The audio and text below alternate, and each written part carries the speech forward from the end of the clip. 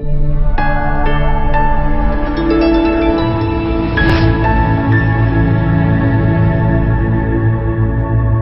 here to talk to you about a very important issue today, and that is screen time in adolescents. There is some chronic abuse of screen time. They're spending way too much time on TV and video games.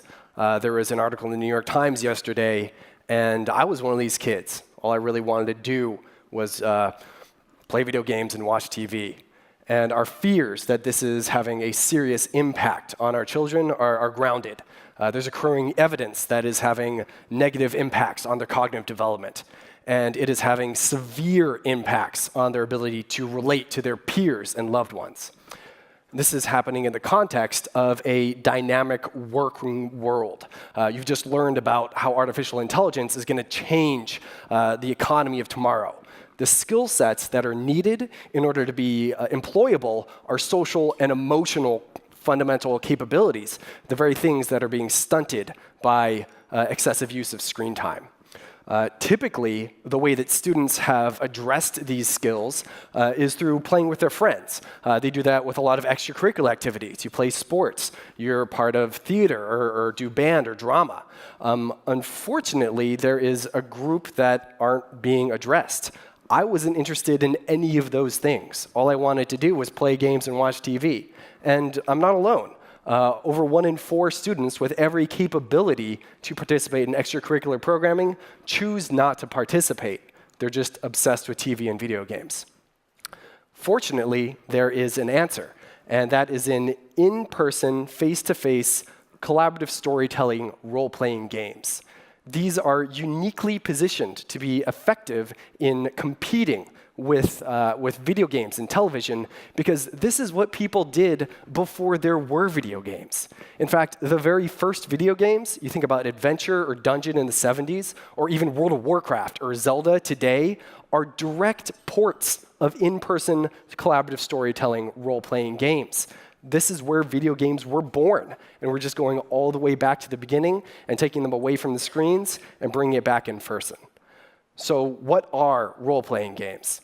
At their core, they are a shared collaborative narrative. You have a group of people that are sitting around a table, face-to-face, and talking. You have a storyteller who builds the world and describes its inhabitants.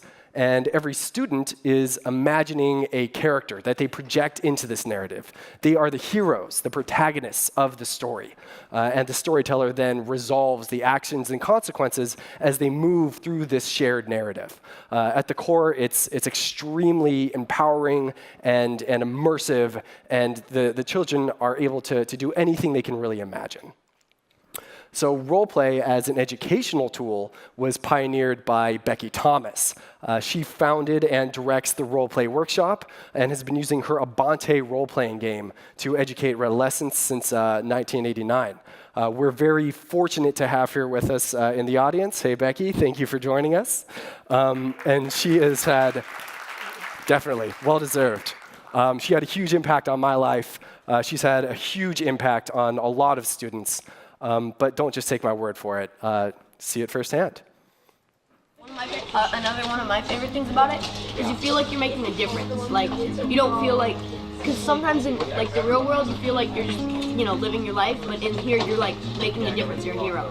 It's like a choose your own adventure with math than someone who's making a really good story out of your choices. I think my favorite thing is the shared adventure. It's almost like your favorite book or like a movie. It's like you want to know what's going to happen next. My name is Becky Thomas. I'm the director of the Roleplay Workshop, which is an after-school and summer program for teens. We use an interactive storytelling game to help kids grow up. It sounded exciting and very suitable for David, and so we it was a really perfect fit. Yeah, it we really plugged was. him in, and it was just like a lock and a key.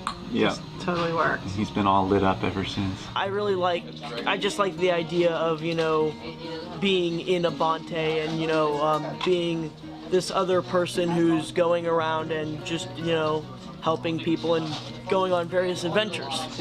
There was actually some math skills that I learned. We did a lot of unit conversions in Abante, and then when I got to one of my first classes in high school, and they're like, we're gonna need to teach you unit conversion, and oh, I know this already. Abonte teaches life skills. Some of them you don't initially realize that they're life skills, but then you're just, sitting there and something happens and you're like, hey, this happened in a mission once. It was just slightly different and a little bit put my character in more danger than I am in right now, but hey, I can get out of this the same way my character did, just less extreme. Sometimes she'll come up in conversation now with someone and I'll be like, oh yeah, my mentor. That's how I refer to her, because I feel like Becky really helped me become like who I am. Thank you, Becky. So she's been doing this for almost 30 years now, and is having very, very significant impacts on the graduates. People are going to storied institutions. They're getting their PhDs. They're starting their own businesses. And I myself wouldn't be standing here today if it wasn't for these capabilities that I learned through Becky's program. And there is accruing academic evidence that role-playing games are an immensely powerful vehicle for enrichment. A lot of studies are accruing, and there's tangible benefits on their creativity and your emotional intelligence and your ability to connect with people, and really is preparing you for tomorrow's world. So what is MythOS? It has been created by myself and my colleague Greg. We are both graduates of the program, and we understand how powerful what Becky created is. And it is our mission to bring this to more people. We are increasing access to people who could really use it in different contexts, in different areas of the world. And we are currently running programming on the East Coast in community centers, schools, and comic shops in Boston and Providence area. And we want it to be so that everyone can benefit from this amazing programming. So people need to develop these skills, and a lot of them are being left behind. If you are a parent or a concerned aunt or uncle, or you just know a student who could benefit from this, please reach out.